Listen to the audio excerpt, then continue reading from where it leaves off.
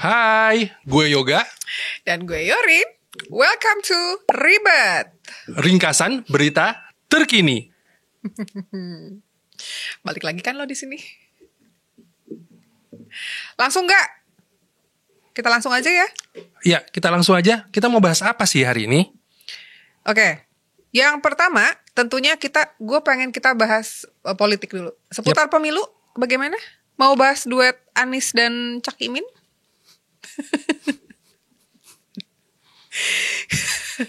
Bener kan Cak Imin? Cak, kayaknya nggak dibaca. Cak. Kan Kayak Cak. CAK. Nggak dibaca. Oh nggak baca. Cak Imin apa Gus Imin sih? Cak aja. Cak. Oh ya udah. Kalau gitu kita nggak usah bahas. Oke, gini aja. Gue pengen bahas sebenarnya ada 2 berita sih. Ini relate, tapi sebenarnya agak beda. Yang pertama dari Republika Online. Gimana tuh beritanya? Disebut akan dukung Prabowo, PSI tunggu arahan Jokowi. Nah, tunggu dulu. Satu lagi, gue juga baca tadi ada berita dari liputan6.com. Beritanya, salah bener gak sih gue ini? Oh ya bener. Prabowo tegaskan tak ada arahan Jokowi, PAN dan Golkar dukung dirinya. Beliau sangat demokratis. Nah, gini ya, menurut lo etis gak sih kalau misalnya keputusan sebuah partai itu selalu dikait-kaitkan dengan Jokowi? Ya, kalau menurut gue sih ya, agak-agak kurang etis juga ya. Ya, soalnya kan sebenarnya gini, kan udah jelasin ya sama Pak Jokowi kalau capres itu kan urusan ketua parpol gitu kan, bukan urusan presiden gitu kan. Jadi kalau misalkan bawa-bawa nama dia, ya mungkin dia udah biasa kali ya. Katanya ada yang bilang nih ya, bukan gue, ya kan? Berisik. Yang disebut itu tuh katanya istilahnya tuh disebut efek ekor jas yang merujuk kepada hasil yang diraih suatu pihak. Ya, dengan cara ngelibatin tokoh penting, baik langsung ataupun gak langsung. Oh gitu. Tapi kalau gue inget-inget ya, beliau sendiri pernah bilang loh, demi bangsa dan negara, saya akan cawe-cawe. Tentu dalam arti yang positif, nggak ada yang dilanggar gitu. Ternyata dia sendiri yang bilang ya. Nah, berarti gimana tuh menurut lo? Kalau gue melihatnya, gue sangat terganggu sih kalau misalnya PSI itu sedikit-sedikit ngomong tunggu arahan Jokowi. Menurut gue itu justru membuat nama Jokowi jelek. Oh gitu. Walaupun terlepas dari Pak Jokowi pernah ngomong bakalan cawe-cawe ya, tapi membuat nama beliau seolah-olah selalu menjadi semacam kayak patokan gitu. Seolah-olah diatur banget sama Jokowi. Itu kan berarti gak benar ya gitu. Ya gak sih? Iya dong. Dan menurut gue Prabowo ketika dia ngomong gak ada, wah Jokowi sih demokratis banget ya. Memang harus begitu gitu. Buktinya Perindo kan sempat memilih Prabowo kan? Ya. Tapi lalu mereka Perindo pindah ke Ganjar, mendukung Ganjar. Iya. Apakah Jokowi ikut campur? Enggak kan? Enggak. Gitu. Lagian yang hal yang kayak gitu-gitu kan kalau misalkan gak ada buktinya ya udah berarti memang gak ada arahan berarti. Karena belum ada buktinya ya kan? Ya mau arahan atau enggak, tapi sebaiknya sih jangan ada satupun parpol yang membuat nama ya presiden yang sedang menjabat itu menjadi berkesan jadi jelek gitu. Buat gue itu nggak etis gitu ya. Just keep it behind the door lah gitu ya nggak. Yang artinya itu tolong kunci pintunya. Oh gitu ya. Iya. Apa artinya aja Pe? Of course berhenti kursus. Iya.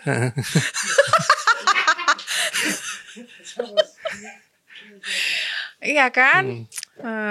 Ngomongin arahan presiden, gue inget ada omongan yang terkenal dari zaman dulu.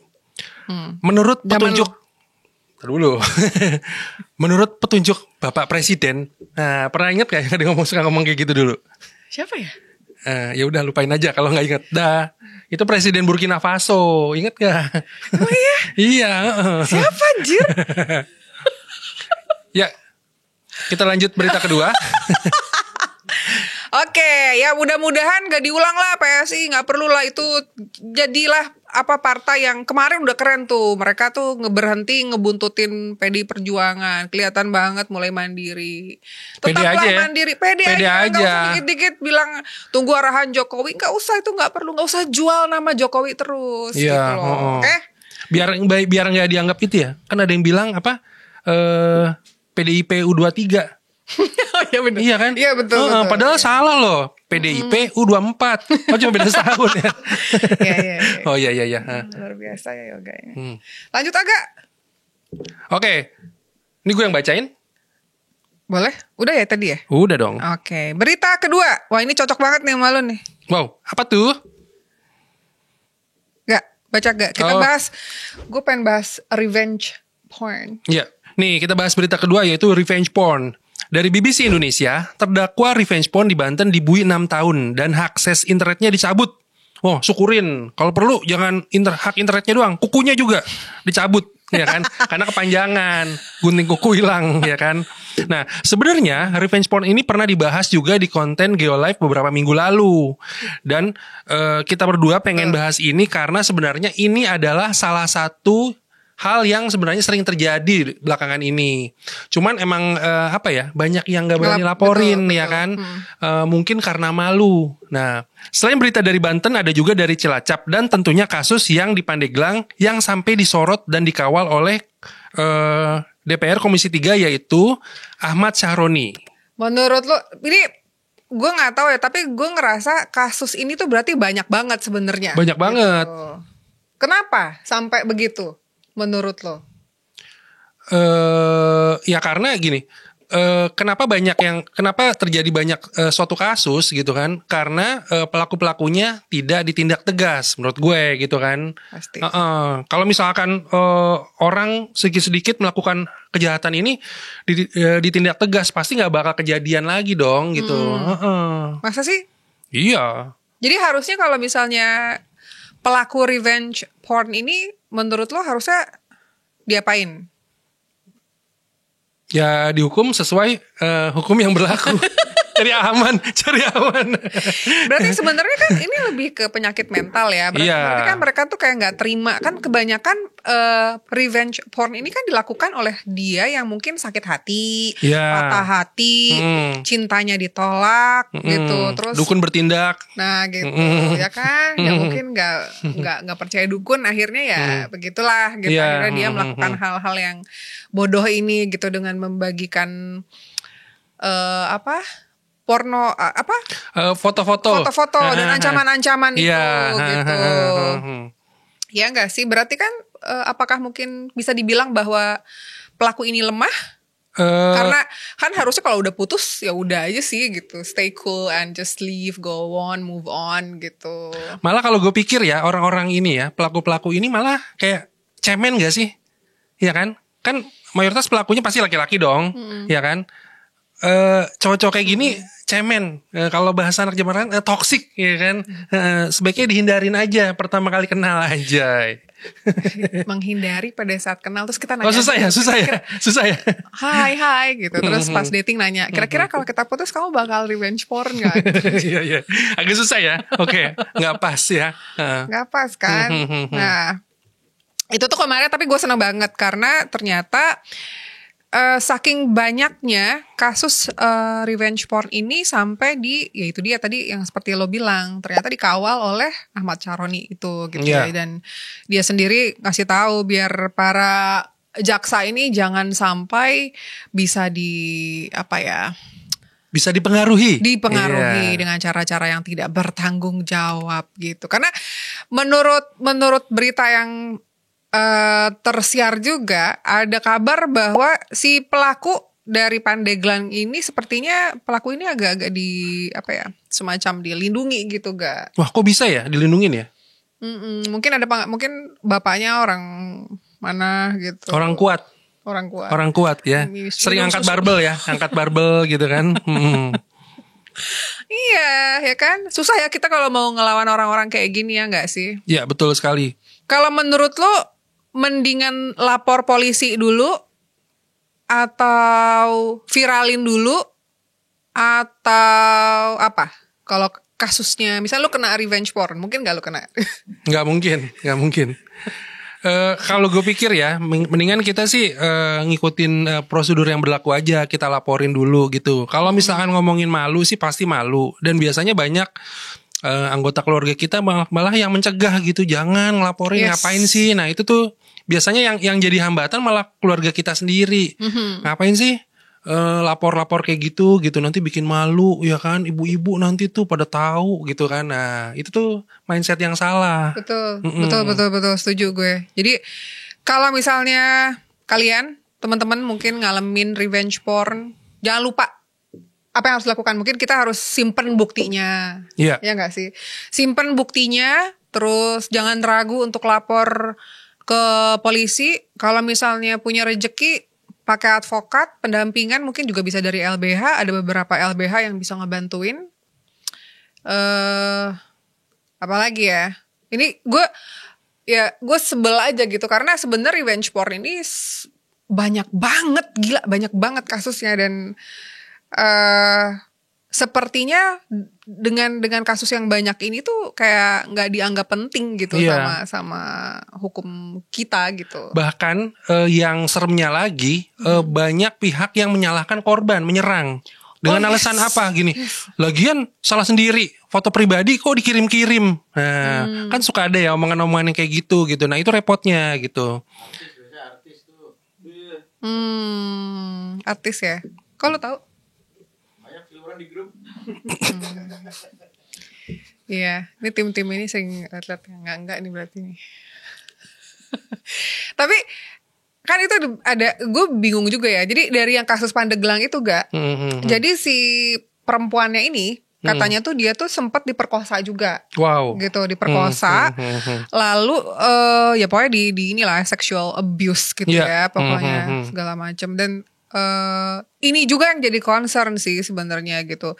Fakta bahwa dia tetap bertahan dengan laki-laki ini juga udah kayak susah ya gue mau ngomong salah, karena kadang-kadang tuh kalau kita di bawah ancaman kita nggak bisa ngapa-ngapain kan? Iya, gitu. Karena udah merasa terancam, merasa dirinya dalam kondisi berbahaya. Iya. Lu putusin gue sebarin foto lu lagi cuci piring gitu ya. Iya. Gue sebar kuesioner, ya kan. Taunya lagi skripsi. Iya kan? Gue sebar foto SD lu. Jelek banget tuh. Orang-orang foto SD-nya jelek. Ya gitulah. Oh ya, menyangkut tadi statement gue, Lin. Kenapa banyak yang takut ngelaporin? Karena ini penting banget ya, lapor ke pihak yang berwajib. Karena ini termasuk dalam delik aduan. Pernah baca kan delik aduan. Jadi kalau misalkan korban gak ngelaporin, ya kan, atau mencabut laporan, ya gak bakal diproses gitu. Betul. Ya gak bisa, kecuali kita ngeluhnya sama yang maha kuasa. Ya, dan gue gak percaya banget sama yang namanya nanti juga dia bakalan kena karmanya. I don't believe in such a thing. Pokoknya kalau misalnya ada penjahat yang menjahati, berbuat jahat. Oh ya, berbuat jahat. Yang berbuat jahat secara hukum itu jangan didiamkan, laporkan. Harus. Buat cewek-cewek ya, kasih tahu ke teman-temannya. Kalau cowok-cowok? Kalau cowok-cowok jangan jadi pelaku. Kalau tapi gue penasaran gak? Kalau cewek-cewek kan sering ada ketakutan hal-hal kayak gini gitu ya. Kalau cowok-cowok ada ketakutan apa sih kalau dari ceweknya? Yang hubungan dengan hukum ada nggak? Nggak ada ya. Kalau dari perspektif gue, karena saya pria baik-baik aja. Takut jadi pelaku mungkin? Pelaku enggak sih. Enggak. Lu mau ini diri lu sendiri ya gitu. Iya benar. Tapi memang kayaknya kebanyakan laki-laki kayaknya memang nggak, ya ini bisa terjadi ke laki-laki dan perempuan. Tapi masalahnya memang laki-laki tuh kayaknya minim sekali untuk kemungkinannya untuk mendapatkan hal-hal revenge porn seperti ini ya. Kecuali mungkin sesama jenis. Enggak juga ya. Enggak juga. Jarang terdengar kasus misalkan hubungan sesama jenis itu mengancam, karena dia akan membahayakan diri dia juga dong gitu kan. Jadi kayak diancam-ancam disebarin tuh nggak, kayaknya jarang sih gitu.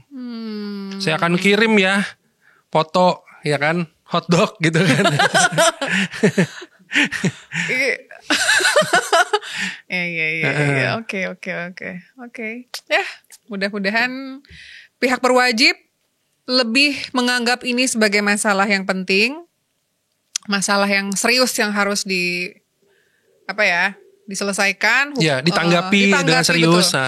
Dan pelakunya dihukum seberat-beratnya dan jangan malas ya sampai untuk mengusut sampai ke ke akar-akarnya. Ya, gitu. jangan nunggu viral dulu Pak. Betul. Yes, exactly. Mudah-mudahan hashtag itu hilang ya. Iya. Which is impossible. Oke, next. Berita ketiga. Lu aja deh, Kak. Oke, berita ketiga ya. Gue mau ngebacain berita ketiga ini yang terkait sama LRT Jabodetabek. Oh, bukan Jabodetabek ya.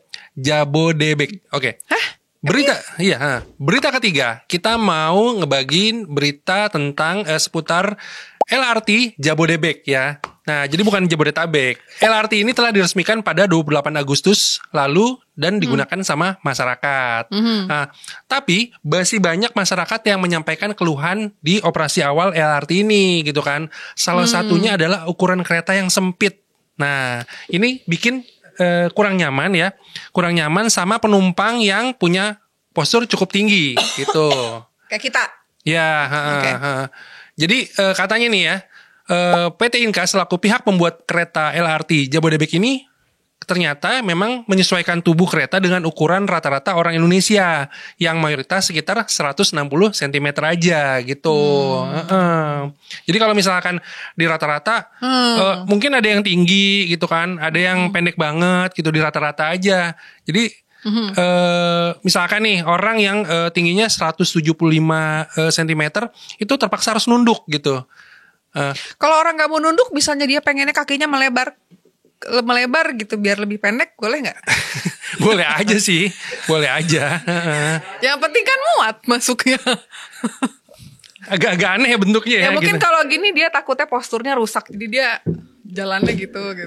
Nah, gue kepikiran ya, mungkin kalau misalkan orang nunduk ini malah cocok dengan budaya ketimuran. Jadi karena dia nunduk, kayak terlihat sopan gitu kan, nunduk gitu kan. Ingat angkot gitu ya. Coba bayangin kalau misalkan itunya tinggi, dia tegak, terlihat sombong ya kan, jumawa gitu ya kan. Jumawa, juara makan di warung. Jadi memang agak-agak harus nunduk gitu. Dan mungkin juga jangan-jangan ini terinspirasi sama angkot. Karena kita kalau mau masuk angkot, bener-bener. kita harus nunduk ya kan. Iya, betul. Nah gitu. Tapi lu udah coba? Belum. Karena banyak berita yang bilang kalau misalkan yang orang Indonesia yang berukuran tinggi itu harus nunduk. Jadi gue agak-agak antar aja deh gitu kan. Sombong ya? Iya, sombong gitu. Iya. Bahkan kemarin gue baca berita itu ada orang bule yang tingginya hampir 2 meter. Dia udah bukan nunduk lagi, miring dia. Masuknya miring. Ini orang masuk LRT mau masukin disket. Bingung gitu kan. Mister, are you tengleng, Mister? No. Gitu katanya. Harus miringin gitu, miring. Menurut lo itu adalah sebuah kesalahan produk, kecacatan produk, atau memang kesengajaan? Ada nggak beritanya?